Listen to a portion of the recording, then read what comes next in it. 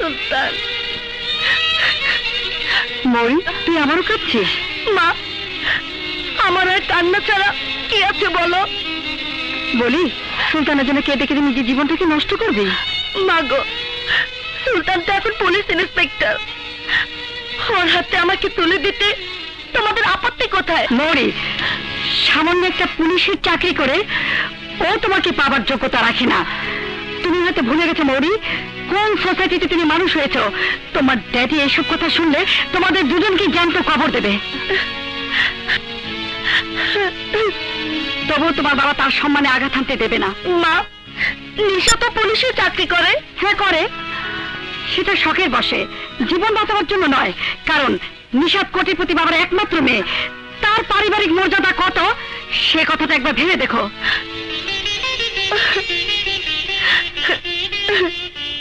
এসব তুমি কি বলছো রাজু? আমি ঠিকই বলছি। করিম আঙ্কেল কোম্পানির নামে বিভিন্ন সময় 5 কোটি টাকা ড্র করেছে, কিন্তু টাকাটা কোন খাতে ব্যয় হয়েছে তার কোনো হিসাব লেজার বুকে নেই। টাকার হিসাব বক্সের কাছে চেয়েছো? জি, চেয়েছিলাম, কিন্তু উনি হিসাব নিকাশের ব্যাপারে আমাকে মাথা ঘামাতে নিষেধ করেছেন।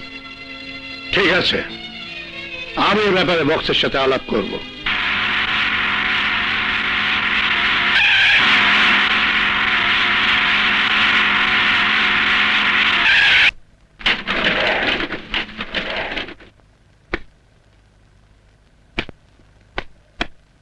বল, কি এমন কথা যার জন্য আমাকে এখানে আসতে হলো? কিছু গুরুত্বপূর্ণ কথা বলার জন্যই তোকে এখানে ডেকে এনেছি।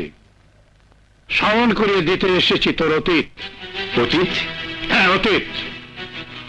মনে পড়ে লেখাপড়া শেষ করে চাকরির জন্য রাস্তা রাস্তায় ঘুরে ফিরতিস, না খেয়ে এই জায়গায় কত সময় কাটিয়েছিস। আর এখান থেকেই তোকে তুলে নিয়ে আমি তোকে চাকরি দিয়েছিলাম। এই সব শোনাবার জন্যে কি তুই আমাকে এখানে আসতে বলেছিস? আমি জানতে এসেছি যে বিশ্বাস করে আমার ব্যবসার দায় দায়িত্ব তোর হাতে তুলে দিয়েছিলাম, সেই বিশ্বাসের মর্যাদা তুই কতটুকু রেখেছিস? চৌধুরী, তুই তো কোনোদিন আমার সাথে চোখ রাঙিয়ে কথা বলিসনি, কিন্তু আজ তুই বলতে বাধ্য করেছিস। আরে হিসেবের খাতায় ফাঁকি দিয়ে 5 কোটি টাকা আত্মসাৎ করলে আমি কিছু মনে করতাম না, কিন্তু তুই আমার সরলতার সুযোগে আমার প্রতিষ্ঠানে স্মাগলিং ব্যবসা শুরু করেছিস। এসব তুই কি বলছিস? আরে তুই কি ভেবেছিস আমি কোনোদিনই তোর অপকর্মের কথা জানতে পারবো না? আমি কোনোদিন ভাবতে পারিনি তুই আমাদের বন্ধুত্বের হিসাব এইভাবে গরমিল করে দিবি। আর আমিও ভাবতে পারিনি সামান্য একটা রাস্তার ছেলেকে দিয়ে তুই আমাদের বন্ধুত্বের মাঝে দেয়াল তৈরি করে তুলবি। রাজু আমার বিশ্বস্ত প্রতিনিধি, তোর কাছে টাকার হিসাব চেয়ে সে কোনো অন্যায় করেনি। রাজুর স্পর্ধা আমার আত্মসম্মানে আঘাত এনেছে, তোর স্পর্ধা কিন্তু আমার আত্মসম্মানে আঘাত করেনি। রাজু আমার প্রতিনিধি হয়ে তোর অপকর্মের কথা আমার কাছে বলে সাহসিকতা ও সততার পরিচয় দিয়েছে। তুই আমার বন্ধু, তাই তোকে আমি 15 দিনের সময় দিয়ে গেলাম। এই সময়ের মধ্যে আমার 5 কোটি টাকা হিসাব বুঝিয়ে দিবি। আর আমার প্রতিষ্ঠানে কোনো স্মাগলিং কার্যকলাপ চলবে না। এই সময়ের মধ্যে নিজেকে সংশোধন করতে না পারলে আমি তোকে পুলিশের হাতে হ্যান্ড ওভার করতে বাধ্য হব।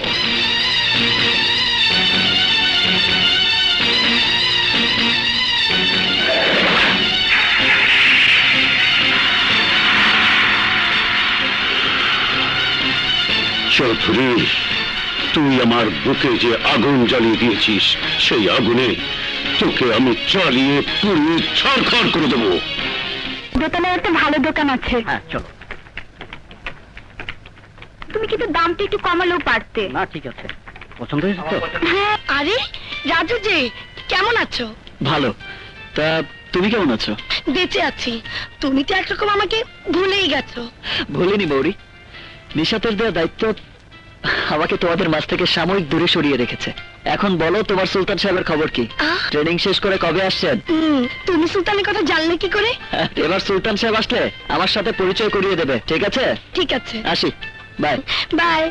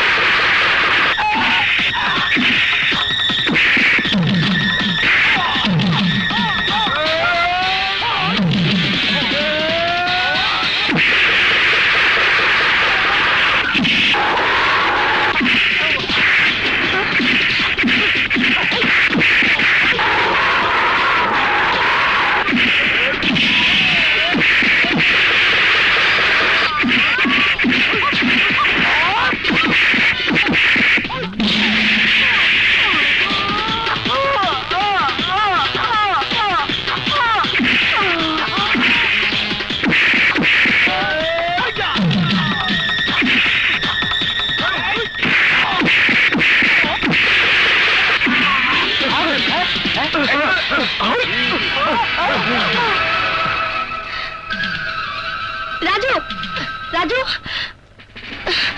ওরা কারা আর কেন তোমার উপরে আক্রমণ করেছিল? আমারও তো একই প্রশ্ন, ওরা কারা? সদাগর, দুর্বল বাহিনী নিয়ে যুদ্ধ করা যায় না।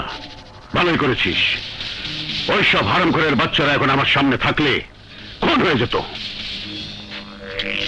তোরা রাজুকে খুন করতে ব্যর্থ হয়েছিস, তাই এবার আমি নিজেই ফাইনাল খেলা খেলবো। ফাইনাল খেলা।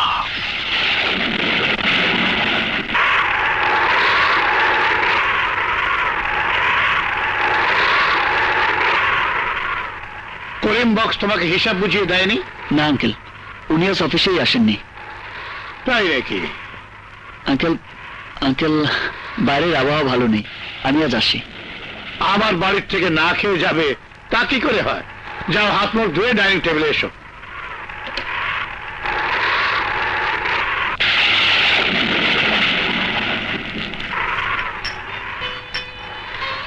হয়েছে হয়েছে।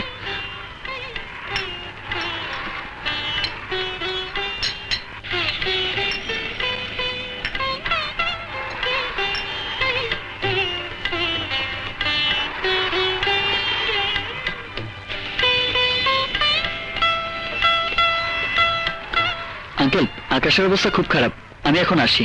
আচ্ছা, আসসালামু আলাইকুম। ওয়ালাইকুম আসসালাম।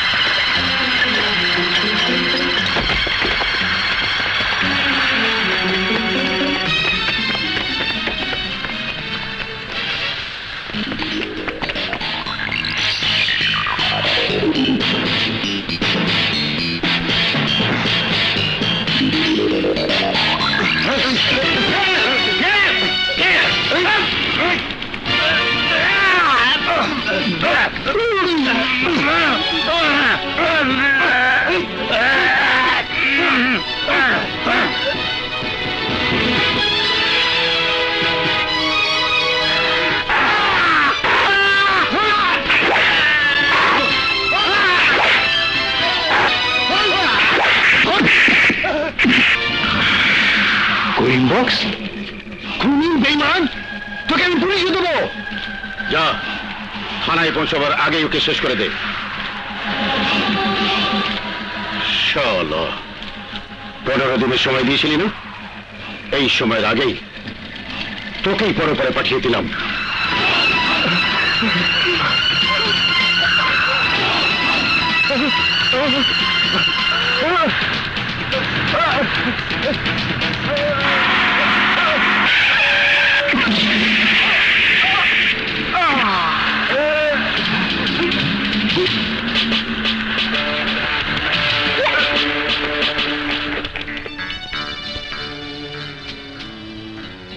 চৌধুরী সাহেব কখন খুন হয়েছে বলতে পারো? তা বলতে পারবো না। রাজু স্যারের বিদায় করে ঘুমাই বসছিলাম স্যার। রাজু? রাজুকে? স্যার অফিসে নতুন চাকরিতে ঢুকছে। বাড়ির সবাই কি এখানে আছে? একজন নাই স্যার, মরতেছে স্যার। কত রাত থেকে ওনার খুঁজে পাওয়া যাইতেছে না। হ্যাঁ স্যার, রহিম ঠিকই কইছে। স্যার,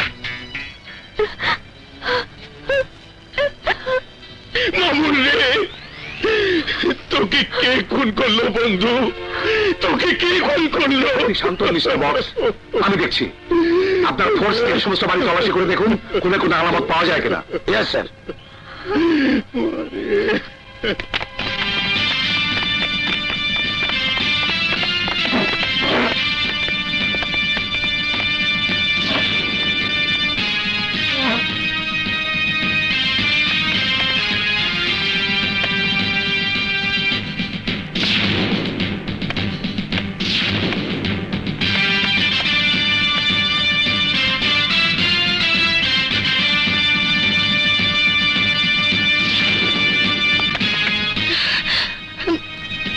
স্যার, এই রক্তমাখা চাকু আর এই আংটিটা বেসিনের উপর পাওয়া গেছে স্যার।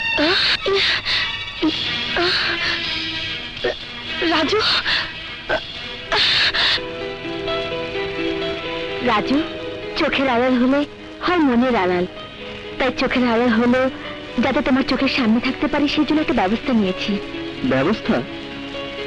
হ্যাঁ, এই আংটিটা তোমার হাতে থাকলে আমি তোমার হয়ে থাকবো। এখন বুঝে তুমি অনন্য? তোমার, তবে তোমার মতো হ্যান্ডসাম ছেলের প্রতি বিশ্বাস রাখতে পারছে না। আংটি পরিয়ে বন্ধনটা পবিত্র করতে চাচ্ছে। বিশ্বাস অবিশ্বাসের মাপকাঠিতে কখনো ভালোবাসা যায় না। না নিশাত, পোক্ত করো প্রেমের বন্ধন।